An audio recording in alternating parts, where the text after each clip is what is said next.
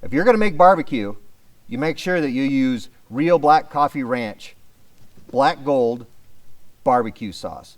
It's the only barbecue sauce made with real black coffee, and it's made right here on our ranch. Now you can get that at www.blackcoffeeranch.com.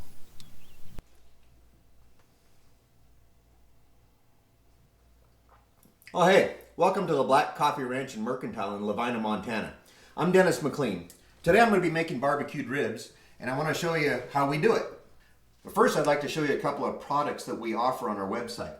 We have raw local honey, local choke cherry syrup that's homemade, just like your grandma used to make, and wreaths out of a used lariat. Isn't that pretty? Well, the first thing that we're going to do here is rub our meat. I'm using pork country ribs, and we're going to rub it with these spices. You can use whatever spices you like. These are the ones that we're familiar with and like to use. You can use prepared spices that you can buy at the store, any of the grilling spices, or you can be liberal and do your own concoction.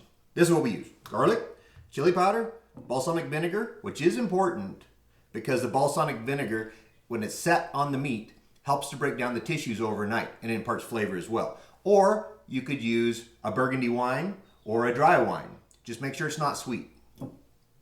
And granulated onion, sea salt, celery salt, and coriander seed. Those are the things that we're going to rub onto our meat. You're going to want to shake a little bit of your seasonings on there, and you want to make sure that all the meat is coated with everything. If you're going to put garlic on, you don't have experience with garlic, make sure you go easy to begin with. A little bit of onion, sea salt to taste, a little bit of celery salt, a little bit of ground coriander. It always goes good on pork.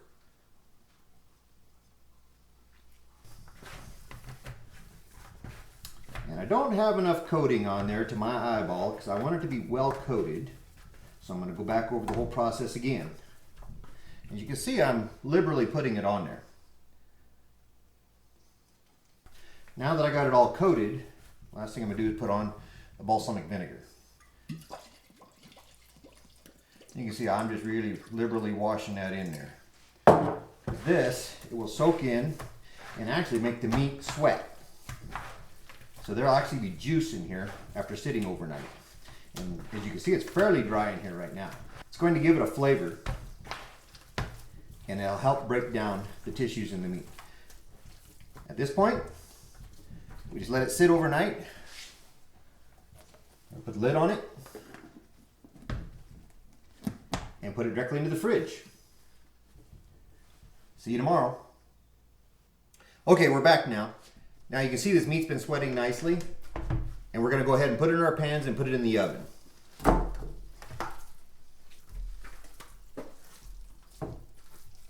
You want to make sure you put it into high-sided pans because this is going to be full of juice when it's done cooking. The next thing you want to do is put tinfoil over the top.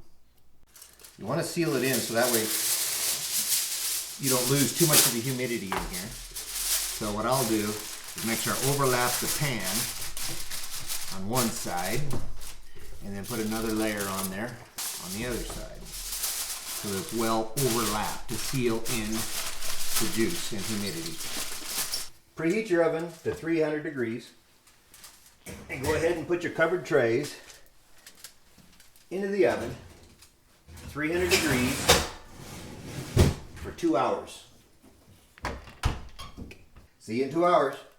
We've taken our meat out of the oven and drained off the excess fat that is in the pan. Your meat is cooked already. So all you're actually doing is smoking your meat and getting it to interact with that smoke. And you can see it's just falling apart right here. And that's the way it's supposed to be, falling apart.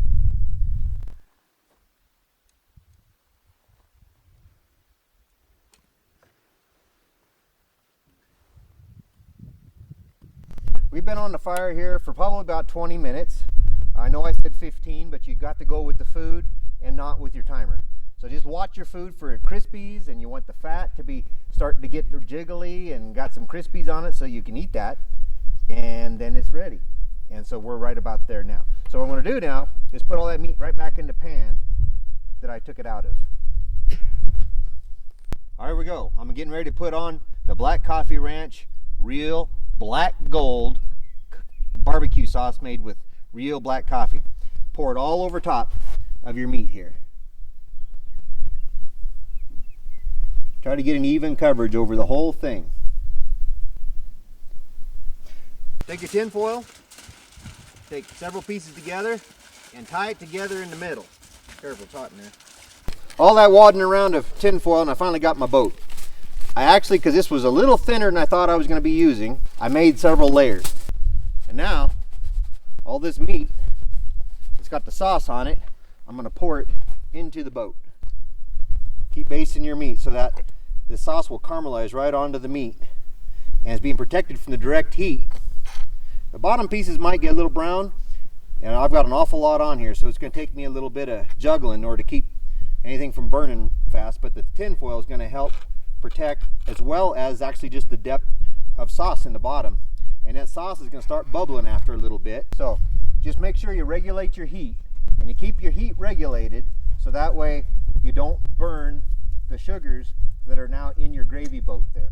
So just make sure that you're basting your meat constantly. Keep the heat down by keeping your grill shut up, and you can see that there's no smoke coming out of here because I got it all shut up and it's just smoking inside there right now. You just keep doing that until the barbecue sauce starts bubbling a little bit. Okay, there you go. Now we've just made barbecued country style ribs with the Black Coffee Ranch Black Gold BBQ Sauce made with real coffee. Now just remember, where is the beef? It's at the Black Coffee Ranch. We raise Normandy's true dual purpose cattle, milk and beef. You can catch more of our videos on this YouTube channel. See you then.